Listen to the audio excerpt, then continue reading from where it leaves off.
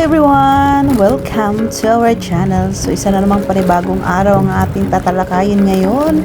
So andito na naman tayo sa Cafe Santiago na para bang andito tayo sa kasulok-sulukan ng Kadamuhan. So by the way, ito na yung aking pinaglalakbay. Ito na yung aking pupuntahan na nakakakaba dahil parang ako lang ata or may nakasalubong pa akong isa.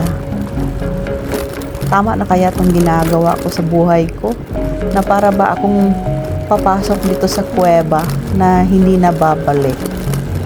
Actually, kinakabahan talaga ako sa mga ginagawa ko sa buhay. So ito na nga at nakita ko na ang kaliwanagan na parang andito na ako sa taas. Tapos may nakita na ako ng buntot ng helicopter. So, di ba parang medyo nawala na yung aking kaba dahil nakasalubong ako ng isang sasakyan. And here we go! Andito na ako sa... teka lang. Paparking muna ako. So, buti na lang may dalawang sasakyan at hindi ako nag-iisa. So, ito na nga yung ating... Oh my God! Super ganda! Grabe! Nakaka-relax talaga siya. By the way, sobrang niya. Sarap sa feelings, ang hangin. Tapos kakaiba dahil merong helicopter dito sa taas. Talagang tunay siya na helicopter. Hindi siya yung gawa-gawa lang sa semento. Talagang tunay talaga siya. Tapos, ang laki ng mga puno. May dalawang puno dito na punong mangga. Actually, first time ko talagang napuntahan ito. Dahil, alam niyo naman, mahilig tayo mag-research kung saan tayo pwedeng gumala. So, natitingala na lang ako sa helicopter na totoo ba to? Or talagang totoo talaga siya na nakasabit siya dyan, nakapatong. So, medyo kinakabahan ako sa mga ginagawa ko ngayon Pero mas excited ako dito. Tingnan nyo, napakaganda, di ba?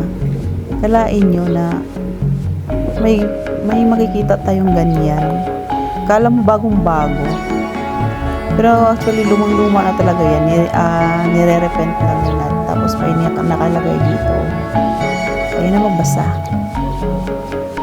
No, di ba? Coast Guard. Ang hangin, ang lakas. May ilan-ilan lang kami dito. Pero actually sila parang pauwi na. So, picture muna tayo. Ang saya-saya ng bata, di ba? Kahit mag-isa lang tayong gumagala, masaya pa rin.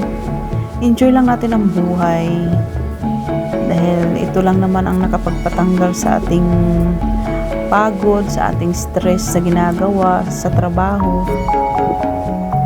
So, ito yon El Escape Santiago. So, tinayo siya noong 1890.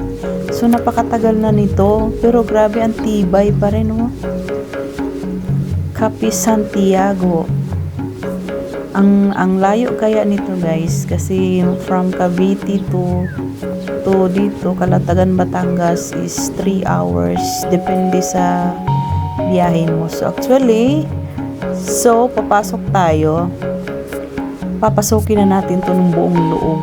So, ito pala banda is ito pala yung kitchen area noon. Yan. So, parang iba na ang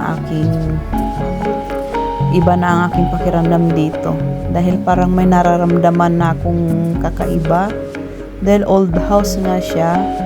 Old lightning house or ang tawag doon. Basta, tapos ito na banda naman, may sila dito parang balon. Tapos ito is yung stock room or lagayan ng mga generator noon. So, may nakalagay dito ang ating babasahin kung anong nakalagay. So, parol ng Cafe Santiago. Kilalang bilang Faro de Cafe Santiago, unang siniyas. Ay, kayo na magbasa, guys. Nahirapan na ako. So, actually, nagdadalawang isip ako kung papasok ba ako, hindi. Dahil ako lang talaga ata ang tao dito sa loob. or ako lang tao ditong papasok dahil yung mga tao andun sa labas. So, bukas naman siya. So, papasokin natin ang loob kung anong meron. Oh my God. Naniniwala ba kayo kapag ang pinto ay magkasalubong na mula sa kusina hanggang sa labas pare-parehas sila? Naniniwala ba kayo dyan guys na may something? So ito na nga, andito na ako sa loob. Parang iba yung pakiramdam ko sa loob dahil hindi naman totally na sabihin ko may third eye ako, wala. Pero naramdaman ko talaga dito sa loob na medyo mabigat sa pakiramdam na hindi natin alam kasi tinayo ito ng 1890s. So, marami na mga pangyayari dito na hindi natin alam. Tingnan nyo yung mga lamesa. Sobrang sobrang tagal na pero ang tibay pa. Yung mga semento, napakatibay. Ang nasira lang is yung mga kesame. So, grabe talaga no, napakapulido talagang paggawa. Pero, hindi natin alam kung meron bang nawala ng buhay dito. Dahil sa tagal ba naman, di ba? So, ayan na nga, medyo kinabahan ako. Dahil ako lang mag-isa to sa loob. Tapos, meron pa akong nakita dito mga picture na sila yung una dito. Pero parang hindi naman sila una dahil parang sira na rin naman yung dito na picture. Sira na yung bahay.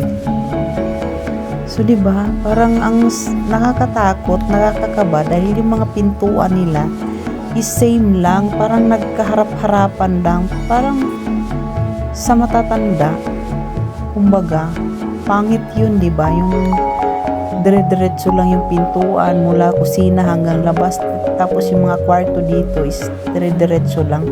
Wala mang medyo pa-slide or pa kunting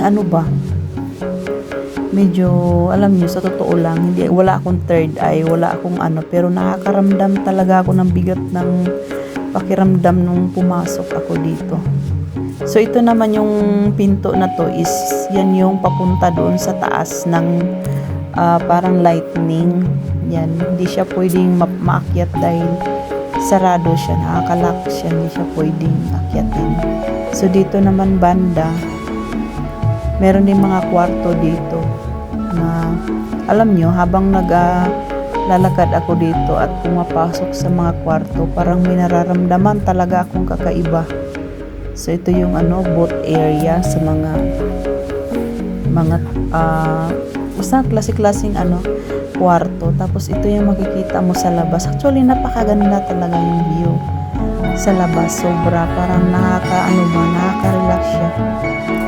Kaso parang, yun nga, sa tagal na ng building, sa tagal na ng bahay, o tawag dito, lightning house, parang, ang bigat sa pakiramdam, dahil hindi natin alam na mangilan-ngilan na siguro ang nawala ng buhay dito, dahil sa sobrang tagal, di ba? May mga tao naman dyan sa labas, kaso hanggang sa labas lang sila nagpa-picture, pero wala silang picture sa loob.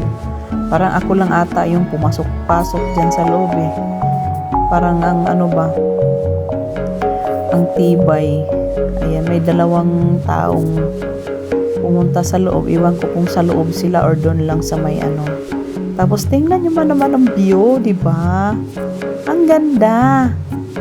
Tapos munta ako dito sa likod. Tinitingnan ko kung anong mga meron dito. Talagang hindi pwedeng pupunta ka dito na ikaw lang mag-isa or wala kang mga kasabay. Or kasi ito linggo kasi kaya meron akong kasabay. So, hindi siya masyadong nakakakaba, nakakatakot. Pero, kung siguro ikaw lang mag-isa na tsempuhan mo na pumunta ka dito ng mga Monday dahil bihira lang naman talaga itong maraming tao pag Monday na ang lang naman dito is mga weekdays, mga holidays ang may tao. Pero sa ngayon, linggo ngayon, iilan lang kami na andito. Siguro nagsawa na rin siguro sila dito, pero Malayo kasi to guys, malayo sa mga kailangan mo pang pasukin siya. Pero kung nakapasok ka naman dito, napakaganda. O tingnan nyo naman, kitang-kita nyo yung ano, kasi parang nasa tuktok ka na. Kaya nga pala talaga siguro tinatawag siya na lightning house, yung sa mga ano, Coast Guard, tambayan ng mga Coast Guard, para makita nila yung may mga barko dyan na dumadaong sa mga pantalan kung saan dumadaong. So ayan, kitang kita. Tsaka maganda dito, rinig-rinig mo yung hampas ng alon, ang lakas ng hangin. Kaso lang, ganitong oras sobrang init, hindi mo ramdam yung fresh mo ngayon. Ang ramdam mo is ang lagkit mo dahil napakainit, pati yung hangin ang init. Pero mamamangha ka naman sa ganda dahil tingnan nyo man, nag-blue-blue yung dagat, tapos yung kapaligiran ay maririnig mo lang is huni ng ibon, tapos hampas ng alon. Maganda dito siguro ng umaga, pero di ko sure kung anong oras magbubukas ng umaga. Meron naman siyang bantay, pero pag gabi sarado siya, hindi na siya pinapasukan pag gabi dahil delikado siya. Ang mga katabi naman dito is mga beach, mga private beach. Hindi ka rin basta-basta dito makapasok dahil kadalasan dito mga beach is mga private. Hindi ka basta-basta.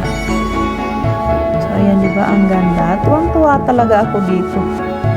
Parang dito ako nagtagal na stay ako dito kaysa doon sa unang part na pinuntahan ko. Kahit ako lang mag-isa, kahit nakakaramdam ako ng bigat sa katawan dahil yun nga, kung maniniwala tayo sa kasabihan sa mga matatanda, kapag mga inabandona na building, talaga meron talagang nakatira. So huwag na lang natin yung isipin dahil nandito na tayo. So di ba sobrang andun ka sa tuktok, kitang-kita mo talaga yung buong paligid. Kaya ang ganda ng pwesto dito. Pero nakakatakot naman siguro dito pag nag-overnight ka dahil baka hindi natin alam na may mga magpaparamdam sa atin din. Sa puno pa lang dyan sa likod na parang makakaramdam ka na may mga kasama ka na hindi mo nakikita. Sabay papasok ako ulit at dito ako lalabas.